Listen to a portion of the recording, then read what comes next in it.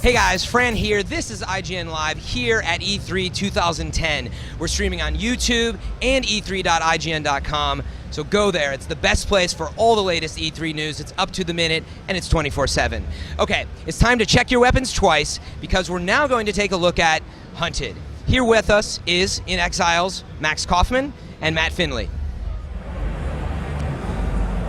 So, Hunted the Demon's Forge. It's all about dungeon crawling, but you might be thrown off a little bit by how good it looks. Can you give me a little bit of background on what the goals were in this game? The goals were just to make an incredibly rich world. You know, really make like Lord of the Rings in a game. To be able to go through that rich world and see and feel that world, that environment. Cool. So, what we're looking at right now is a walkthrough of one of the levels. And I know this because I've seen the game before, but it's completely based around co-op gameplay.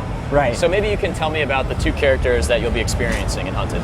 Well, the two characters are Alara, and she's an elven huntress. She's a master with the bow, and Kadik, and he's a master with the sword. And that's kind of the coolness of the game, is the fact that the two characters are so unique. It's an action game, but it also has exploration. And how does the gameplay differ between the two of these guys? Well, like I said, Alara's specialty is with the bow, so that ripples throughout the entire game. The AI is built around the strengths and weaknesses of the character.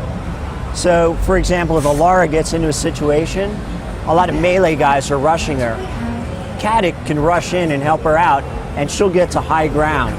And then there's that dance between the enemies and the characters and their strengths and weaknesses.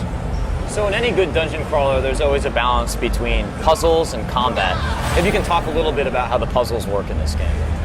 Well, again, even with the puzzles, we put co-op elements in. So Kadik can do certain things during puzzles, and so can Alara. Kadik can do things like he can push objects or turn levers. Alara can light her arrows on fire, or she can cut ropes. So this combination of things allows us to make a really large amount of puzzles.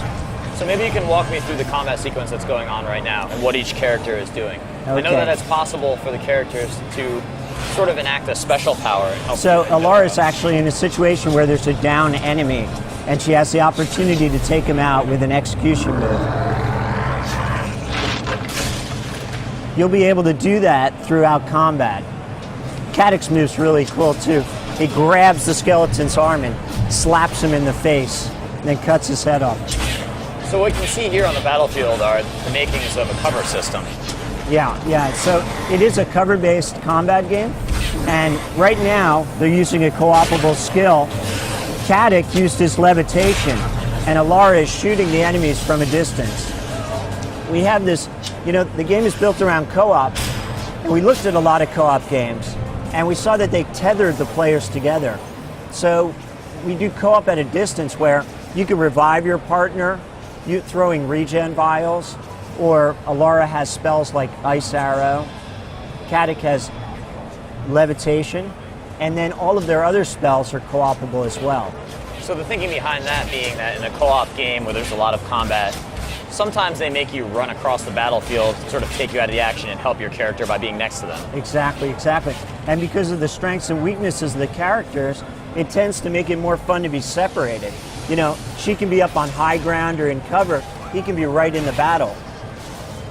And then what happened there was Kadik just battle charged Alara. He used his lightning spell, and now she has a lightning sword. So basically, it's like friendly fire, but in a positive way. He uses the spell that would hit an enemy, but he charges his partner. Exactly. You get a prompt. You get a B prompt, and then you can charge up your partner with, in this case, it was lightning. So, just so the audience knows, we have two people playing this live right now. Right. Network.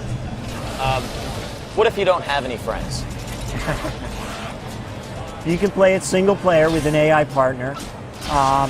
And you'll still, when you're playing the game, you're still leveling up both characters. They're both of your characters. So let's say you like to play Alara, and you like it when your partner uses levitation. Well, you can put a lot of crystals into levitation, and he'll use that. So there is an in-game currency going on at all times. There is. Cool. And I like how the currency seems to transfer over from the multiplayer. Do you still get to keep that currency if you take your character maybe to another game? Yes, you do. Well, if you're playing cooperatively online, you still have your single-player campaign. And at the end of playing, you have the option to go back to your game or progress from where you were, but you can still continue your single-player campaign. Cool. And of course, in any dungeon crawler, I have to ask about the weaponry. As the game unfolds, will you sort of find better weapons, better objects? There's all kinds of new weapons. For Caddick, as an example, he's got axes, maces, and swords. And then there's a bunch of different, you can get flaming swords and lightning swords and other special abilities attached to the sword itself. Because there's also an exploration component. We've broken it down into small exploration areas and large exploration areas. And some of these exploration areas are off the path. They can be very difficult. So it's up to the player's style. If they like that, they can go and try and be challenged by the exploration and find great items. Cool. I mean, for the purposes of the E3 demo, we're of course showing the frantic combat, but it's good to hear that there's elements of thought involved as well. So what's happening right here? So what's happening right here is there's a number of spawners, and Alara had to go on that ballista, and she had to take out those columns. She collapsed the columns that were spawning the skeletons. So a bit of destructible environment. Oh yeah. Played into that. And then what they're coming up on right now. You seem to be off your game today. Well, the game also tracks. We wanted to get a little competitiveness between the two players, so the game will also track how they do. This is a change point. So even if you're playing online with your buddy, you might say, hey, I want to play Caddick now. And you come up to this point and you guys can switch, because the characters have unique abilities, so it makes a big difference. So we can take a look at what Caddick's doing right now. Yeah, Caddick's actually, I think we're going to see some of his melee as he comes up here. We've got a pretty robust melee system, and you can see some of his combos that he's going to do right now. These guys are called war guards. They're some of the first enemies you meet. We've been firing from afar for most of the game as Alara, but now we're getting up close and personal here. Shields.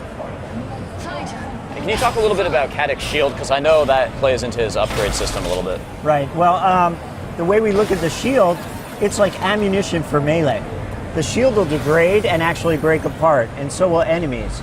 So you want to keep looking for shields. You have to keep upgrading them, and it's going to be a constant challenge. Great.